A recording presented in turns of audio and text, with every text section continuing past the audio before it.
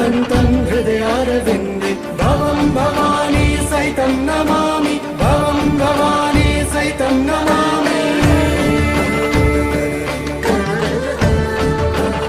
भगवान शिव की कथा, तीसरा दिन, द्वादश ज्योतिर्लिंग। भक्तों, हर हर महादेव। हमारा जीवन एक नाटक के समान है। हम इस संसार रूपी स्टेज पर जन्म लेते हैं और अपना अपना रोल निभाते हैं और लौट जाते हैं। कभी कभी मन में विचार आते हैं कि हम इस धरती पर क्यों आए, किस लिए आए और कैसे आए। हमारे मनुष्य जन्म लेने का उद्देश्य क्या है। कोई तो होगा जो हमें यहाँ भेज रहा है। जब हम अपने जीवन का मूल्यांकन करते हैं तो अपने प्रश्न का उत्तर हमें मिल जाता है। हमारे पूर्व जन्म के कर्म और इस जन्म के कर्म तथा परिस्थितियां और वातावरण, ये सभी मिलकर हमारे जीवन की दिशा को तय करते हैं। इस पर मैंने सोचा, याद आया बचपन में जब मैं तीसरी कक्षा में आई तो अक्षर जोड़ जोड़कर हिंदी पढ़ने लगी थी। मुझे याद है मेरी हिंदी की पाठ्य पुस्तक में महात्मा गांधी, ईश्वर चंद्र विद्यासागर, रामचंद्र जी, भगवान कृष्ण आदि के बारे में पढ़ा। तिरंगा झंडा, चांद का कुर्ता और प्यारे बापू की कविताएं भी पढ़ी। मेरे मामा इलाहाबाद से छोटी छोटी धार्मिक कहानी की किताबें लाया करते थे। मैं उन्हें पढ़ा करती। इससे मेरे मन में धार्मिक विचार भी आने लगे थे। मैं कुछ कुछ जानने भी लगी थी। जब मैं 9वीं कक्षा में आई तो कुछ वेद शास्त्रों के बारे में सुनने लगी थी।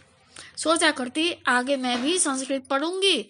और 11वीं कक्षा में आई तो संस्कृत का सब्जेक्ट इसी उद्देश्य से लिया था कि मैं बड़ी होकर संस्कृत में वेद पुराण पढ़ा करूंगी।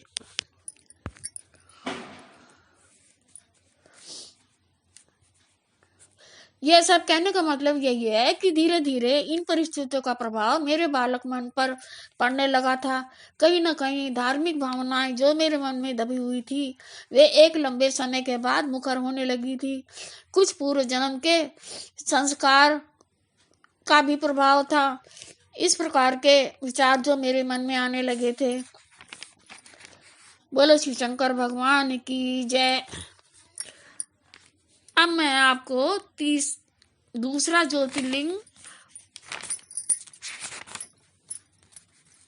मल्लिकार्जुन के बारे में सुनाना चाहती हूँ।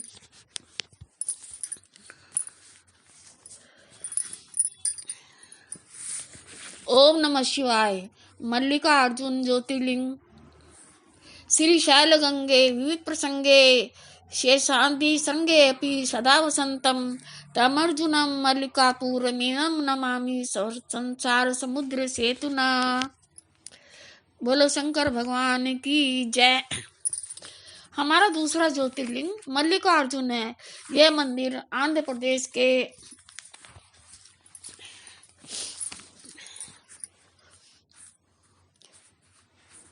कुरनूल जिले के शैल पर्वत पर स्थित है। पर्वत की तलहटी में कृष्णा नदी कलकल करती बहती है। यहाँ आने वाले अनेक भक्तगण कृष्णा नदी में स्नान करके पवित्र ज्योतिर्लिंग के दर्शन करते हैं। यह क्षेत्र प्राचीन काल से कदली वन कहलाता था। भगवान शिव इस वन में भ्रमण किया करते थे। ऐसा कहते हैं कि अनेक पर्वों पर शिव पार्वती अपने पुत्र को देखने की इच्छा से इस शैल पर्वत पर आते हैं। भगवान शिव अमावस्या के दिन आते हैं और पार्वती माता पूर्णिमा के दिन यहाँ आती हैं। इनके दर्शन से भक्तों के सब पाप दूर होते हैं और मनुष्य अपने अभिष्ट की कामना को पा लेता है। श्री शैल मल्लिकार्जुन पर्वत का प्रदेश कभी दुर्गम और भयावना रहा होगा। फिर भी श्रद्धा और विश्वास के बल पर कष्ट सहकर यात्री यहाँ दर्शन करने आया करते थे। किंतु आज यहाँ बहुत सुविधा और खूब चहल पहल हो गई है। प्राचीन समय में विजयनगर के राजा कृष्णदेव राय ने मंदिर में आकर्षक मंडप बनवाया था और सोने के मंदिर का कलश शिखर भी गड़वाया था। छत्रपति शिवाजी यहाँ दर्शन करने आया करते थे। उन्होंने यात्रियों की सुविधा के लिए यह धर्मशाला भी बनवाई थी। यह मल्लिकार्जुन ज्योतिर्लिंग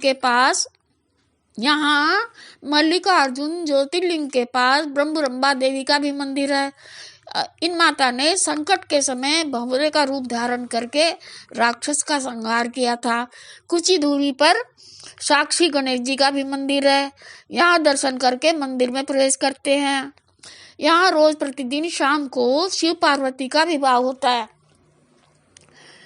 और मंदिर में आंवले के फल के ऊपर जोत जलाने की प्रथा है।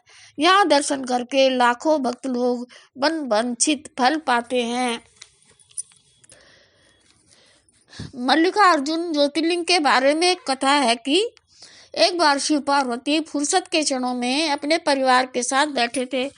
बात में माता ने कहा, अब हमारे बच्चे बड़े हो गए हैं,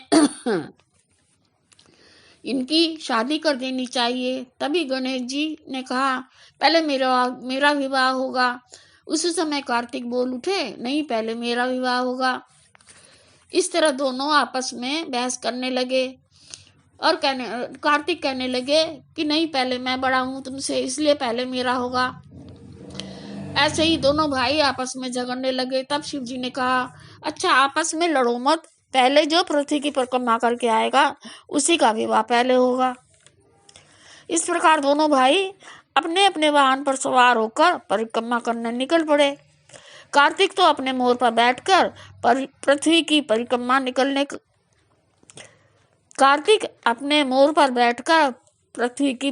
करने निकल गए, किंतु कुशाग्र बुद्धि गणेश अपने चूहे पर बैठकर कुछ देर सोचने लगे। उन्होंने कुछ निर्णय लिया और तेजी से अपना चूहा दौड़ा दिया। वे वहां पहुंचे जहां भगवान शिव और पार्वती बैठे थे। उन्होंने अपने माता पिता की 7 परिक्रमा की और आकर माता पिता के चरण छू लिए। शिव जी ने पूछा, कहो गणेश, तुम गए नहीं परिक्रमा करने? गणेश जी बोले, पिताजी मैं तो परिक्रमा करके भी आ गया। शिव जी ने कहा, अभी तो कुछ देर पहले तुम परिक्रमा करने निकले, इतनी जल्दी कैसे लौट आए? तब गणेश जी बोले, पिताजी वे शास्त्रों में कहा गया है कि जो माता पिता की सेवा परिक्रमा करके उनको प्रणाम करता है उसको इस पृथ्वी लोक की परिक्रमा के बराबर फल मिलता है, इसलिए आप मेरा विवाह कर दें।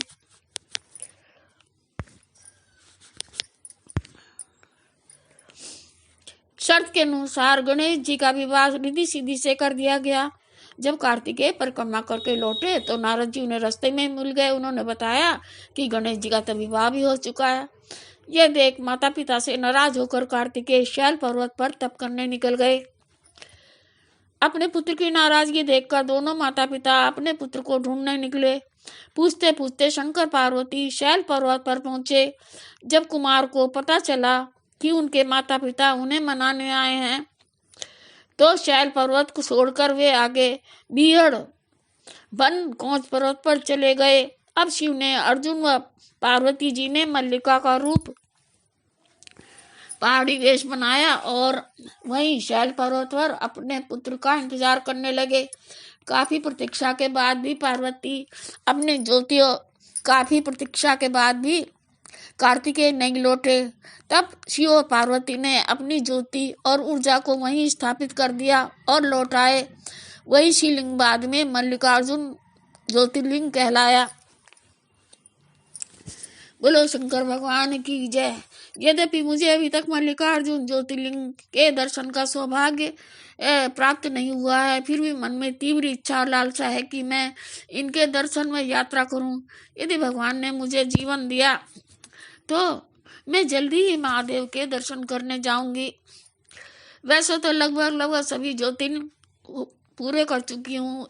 2 ज्योतिर्लिंग रह गए,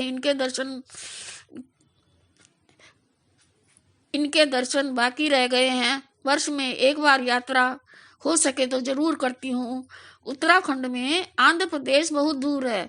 इस उम्र में यात्रा करना भी एक चुनौती है, फिर भी मुझे विश्वास है कि मेरे भोले बाबा शिव शंभू भोले भंडारी मुझ पर कृपा करेंगे और मेरा हाथ पकड़कर मल्लिकार्जुन ज्योतिर्लिंग तक अवश्य पहुंचा देंगे। बोलो मल्लिकार्जुन ज्योतिर्लिंग की जय। हर हर महादेव।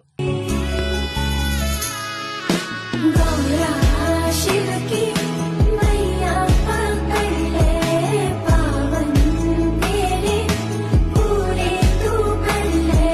सुन गौरा मेरी शंभू को वर ले, शिव शंभू की तू मैया पकड़ ले। गौरा शिव की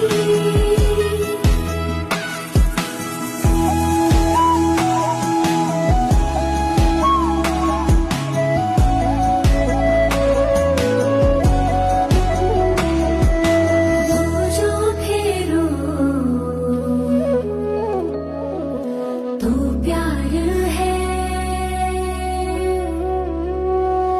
गौरा का शिव ही श्रृंगार है। कर्पूरगौरं करुणावतारं संसारसारं भुजगेन्द्रहारं सदा वसन्तं हृदयारविन्दे, सदा वसन्तं हृदयारविन्दे।